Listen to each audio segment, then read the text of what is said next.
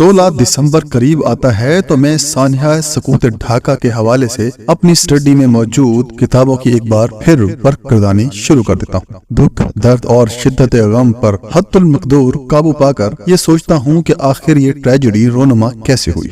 حادثہ دفعتاً ہوا یا برسوں سے اس کے اسباب جمع کیے جا رہے تھے۔ ہماری عسکری و سول قیادتیں دانستہ و نادانستہ اس حادثے کی کیسے پرورش کر رہی تھیں۔ سلطان رضا صاحب بنگلہ دیش کے ایک امیر کبیر تاجر تھے۔ وہ امریکہ کے شہریت لے کر وہاں مقیم ہو گئے، مگر ان کے بنگلہ دیش میں تجارتی پروجیکٹس کام کرتے رہے۔ رضا صاحب 16 دسمبر 1971 کو ڈھاکہ میں تھے۔ اس حوالے سے وہ ہماری سیاہ بختی کے چشمدید گواہ ہیں۔ انہوں نے انگریزی میں سقوط ڈھاکہ کے بارے میں طویل مضمون لکھا۔ ان کے مشاہدات کئی کتابوں پر بھاری ہیں۔ وہ لکھتے ہیں کہ مولوی فرید احمد پیدائشی بنگالی اور سچے پاکستانی تھے۔ انہوں نے پاکستان کو متحد رکھنے کے لیے دن رات کوششیں کی۔ اسی جرم کی سزا کے طور پر انہیں مار مار کر شہید کر دیا گیا۔ سلطان رضا لکھتے ہیں کہ وہ 16 دسمبر 1971 کے دن ڈھاکہ میں سلطان ٹیپو روڈ سے گزر رہے تھے۔ اس کے آگے ان کی ہی زبانی سنیں۔ مسیح قبرستان کے قریب میں نے 3 نوجوانوں کو دیکھا کہ جن کے ہاتھوں میں خطرناک رائفلیں تھیں۔ ان کے پیچھے بنگالیوں کا ہجوم تھا۔ یہ سب جے بنگلہ دیش کے نعرے لگاتے اور ہوائی فائرنگ کرتے آزادی کا جشن منا رہے۔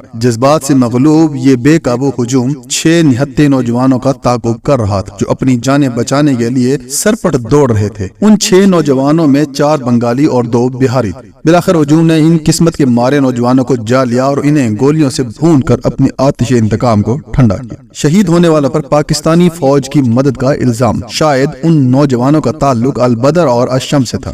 16 دسمبر کے اس ہجوم میں وہ لوگ بھی شامل تھے جن کا کہنا تھا کہ ان کی ماؤں، بہنوں اور بیٹیوں کے ساتھ زیادتیاں کی گئی تھیں۔ سلطان رضا اپنے ایک دیرینہ واقف کار محمد ادریس کا ذکر کرتے ہیں کہ جو آخری سانس تک پاکستانی کی محبت میں تن، من اور دھن سے سرگرم عمل رہا اور بلاخر شہید کر دیا گیا۔ محمد ادریس بہاری تھا۔ یہ بہاری پاکستان کی محبت میں بہار سے ہجرت کر کے مشرق پاکستان آئے۔ انہوں نے آخر دم تک اس وطن کے ساتھ وفا نبھائی اور اپنی جانوں کے نذرانے پیش کیے۔ انہیں اس وطن سے محبت کی پاداش میں بنگلہ دیش کے کیمپوں میں جانوروں سے بدتر حالات میں رکھا گیا۔ 3-4 نسلوں سے وہ ذلت و خواری کی زندگی گزار رہے ہیں۔ وہ اب بھی جیے بنگلہ دیش کہنے کو تیار نہیں۔ نصف صدی ہونے کو آئی ہے۔ اس دوران پاکستان میں براہ راست عسکری حکومتیں بھی برسر اقتدار رہی ہیں، مگر انہوں نے بھی ان محب وطن بہاری پاکستانیوں کو قسم پرسی کی دوزخ سے نکالنے کی کوئی سنجیدہ کوشش نہیں کی۔ 24 کروڑ کی آبادی میں یہ 1.5 لاکھ پاکستان کے دیوانے آ جاتے تو اس سے ہماری پاکستانیت کا کچھ تو بھرم رہ جاتا، مگر ہماری ساری حکومتوں نے پاکستان متحد رکھنے کے لیے بہاریوں کی ہی نہیں، وہاں کی جماعت اسلامی اور البدر الشمس کی قربانیوں کو بھی کوئی قدر نہیں کی۔ اس وقت کے آرمی چیف جنرل محمد ایوب خان نے 1958 میں مارشل لا لگا کر اور 1956 کا متفقہ آئین منسوخ کر کے سقوط ڈھاکہ کی بنیاد رکھ دی تھی۔ 11 برس تک ایوب خان نے اپنی من مانی کی اور شہری آزادیوں اور بنیادی حقوق کو ملیا میٹ کر دیا۔ جنرل ایوب خان کے بعد جنرل یحییٰ خان اپنے فوجی کروفر کے ساتھ برسر اقتدار آئے تو ان کی ہوس اقتدار ایوب خان کی طرح طویل عرصے تک سیاہ و سفید کا مالک بن کر رہنے کی تھی۔ جنرل یحییٰ خان نے مجیب الرحمان سے انتخابات کے بعد اپنی صدارت کی بات پکی کر لی تھی۔ یحییٰ خان نے 6 نکات کی بنیاد پر انتخاب لڑنے اور طاقت کے بل بوتے پر تقریباً 1 سال تک انتخابی مہم چلانے کے لیے فری ہینڈ دے دیا۔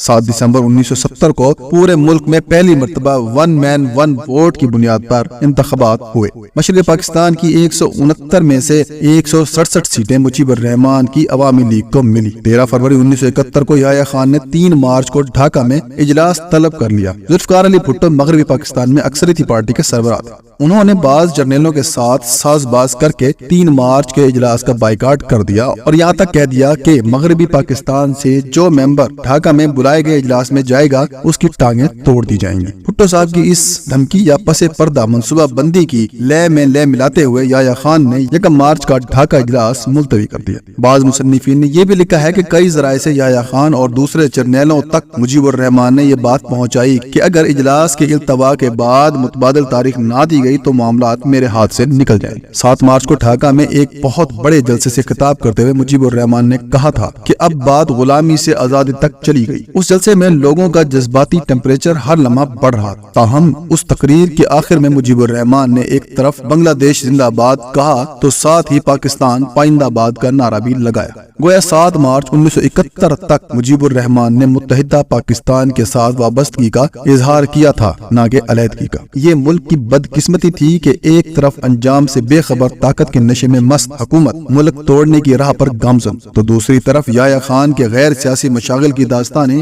اور ان کے شبستانوں کی رونقیں اپنے عروج پر۔ اسی عالم مدہوشی میں یحییٰ خان نے 25 مارچ کو مشرقی پاکستان میں بزور شمشیر امن و امان قائم کرنے کے لیے آرمی ایکشن کا اعلان کر دیا۔ 25 مارچ سے لے کر 16 دسمبر تک کے انتہائی افسوسناک واقعات، مکتی بانی کی ظالمانہ اور سفاکانہ کارروائیاں، آرمی ایکشن کی مجبوریاں سب تاریخ کا حصہ ہے۔ بعض پاکستانی تجزیہ کاروں کا یہ موقف بھی ہے کہ 6 نکات کی تشکیل، بنگلہ دیش کی تحریک، مکتی بانی کی بھارتی سرزمین پر ٹریننگ وغیرہ سب کچھ ہندوستان کا کیا جا رہا ہے۔ یقیناً ایسا ہی ہوگا، تو کیا آپ بھارت سے توقع رکھتے ہیں کہ وہ پاکستان میں انتشار کا نہیں، استحکام کا طلبگار ہوگا؟ ہم پے بپے غلطیاں کریں اور الزام غیروں پر دھریں۔ قارئین کرام، در ذیل تاریخی دستاویز کا بغور مطالعہ کریں۔ بنگلہ دیش ڈیفنس جنرل فروری 2009 کے شمارے میں یحییٰ خان کا وہ بیان حلفی شائع ہوا جو اس نے اپنے وکیل منظور احمد رانا کے ذریعے لاہور ہائی کورٹ میں جمع کروایا، جس میں یحییٰ خان کا کہنا تھا کہ وہ بھٹو کے غلط مشوروں پر عمل کرتا رہا اور بھٹو نے اسے گمراہ کیا۔